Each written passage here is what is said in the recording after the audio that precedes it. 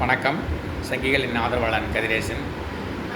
முன்னாள் திரைப்பட நடிகர் விஜய் அவர்களும் இப்போது தமிழக முதல்வரான ஜோசப் விஜய் அவர்களும் மேடையில் பேசும்போது, தேர்தலுக்கு முன்னாடி மேடைகளில் பேசும்போது ஒரு வசனத்தை பேசியிருந்தார். என்னென்னா, இது வரைக்கும் எந்த புன்மாணிக்கவில்லை ஐயா கூட தெரிவிச்சிருந்தார். இதுவரைக்கும் எந்த முதல்வரும் சொல்லாத ஒரு ஸ்டேட்மெண்ட்டை விஜய் அவர்கள் சொல்லிக்கிறாரு. அது என்னென்னு கேட்டிங்கன்னா, மக்களுடைய பணத்தை, வரி பணத்தை நான் தொடமாட்டேன், தொடரவங்களையும் விடமாட்டேன் அப்படின்னு சொல்லி, அதாவது அமைச்சரவையில் இருக்குங்கள அவர் சொல்லிக்கிறார், தொடரவங்களையும் விடமாட்டேன் அப்படின்ட்டு. மக்களோட வரி பணத்தை தொடராமல் மக்களுக்கு நலத்திட்ட உதவிகள் எப்படி செய்வீங்கன்னு தெரியல. நீங்கள் அந்த கருத்தில் சொன்னீங்களா, இல்லை மக்களோட பணத்தை நானும் ஆட்டை போட மாட்டேன், மற்றவங்க ஆட்டை போட மாட்டேங்கிற கருத்து சொன்னீங்களான்னு எங்களுக்கு புரியல. இருந்தாலும் நீங்கள் மக்களோட வரி பணத்தை ஆட்டை போடவே வச்சுக்குவோம், ஆட்டை போட மாட்டோம், நாங்கள் மக்களோட வரி பணத்தை தொட மாட்டான்னு சொல்லிக்கிறீங்க. சரி, ஓகே, பரவாயில்ல, அது நல்ல விஷயம் தான், வரவேற்கத்தக்க விஷயம் தான். ஆனால் அந்த மாதிரி இப்போ ஒரு 15-20 நாளாக ஆட்சி வந்ததுக்கப்புறம் நீங்கள் நடந்துகிட்ருக்கீங்களா அப்படின்னு பார்த்தா அது கேள்விக்குறியாக தான் இருக்குது.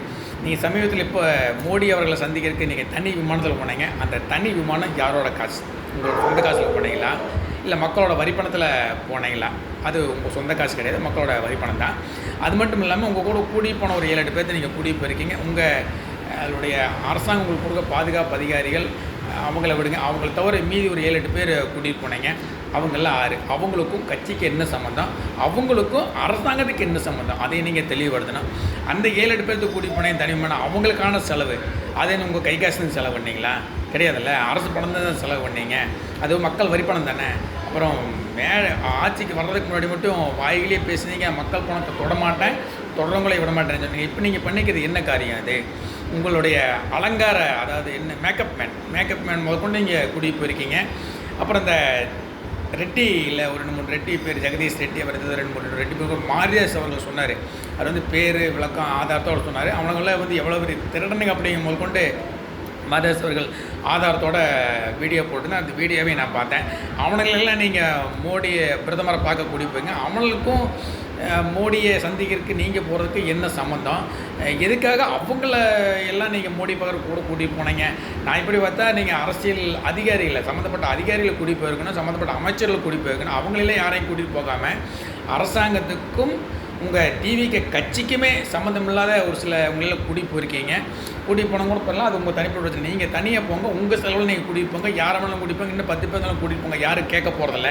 ஆனால் அரசாங்க பணத்தை, அதாவது மக்களோட வரி பணத்தை தொடமாட்டேன் அப்படின்னு சொல்லி போட்டு இப்போ அனாவசியமாக தேவையில்லாமல் யாரையோ கூட்டிகிட்டு போய் பிரதமர் சந்திக்கிறதுக்கு உங்களுடைய, அதாவது உங்களுக்கு அல்லக்கை, உங்களுக்கு தேவைப்பட்ட ஆளுகளெல்லாம் நீங்கள் மக்களோட வழிப்பணத்தை அனாவசிய செலவு பண்ணி கூடி போயிருக்கீங்களே, இதெல்லாம் எந்த நாயை? நீங்கள் சொன்னதுக்கும் இதுக்கும் சம்மந்தமே இல்லை. இதெல்லாம் மக்கள் வரிப்பணம் அணைச்ச செலவா? இதுக்கெல்லாம் மக்கள் வரிப்பணத்தை எடுத்ததா கணக்கில் வராதா அப்படின்னு எங்களுக்கு புரியல.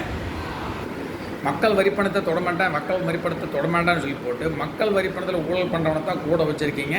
இப்போ நீங்கள் செஞ்சது கூட இந்த தனி விமானத்தில் போனது, உங்கள் மேக்கப் மேனை கூட்டிகிட்டு போனது, அப்புறம் இந்த ஊழல்வாதிகள் ஒரு 7-8 பேர், அதாவது அரசியலுக்கும் அரசாங்கத்துக்கும் சம்மந்தமே 7-8 பேர் கூட்டிகிட்டு போனது முழுக்க வரிப்பணம் தான்.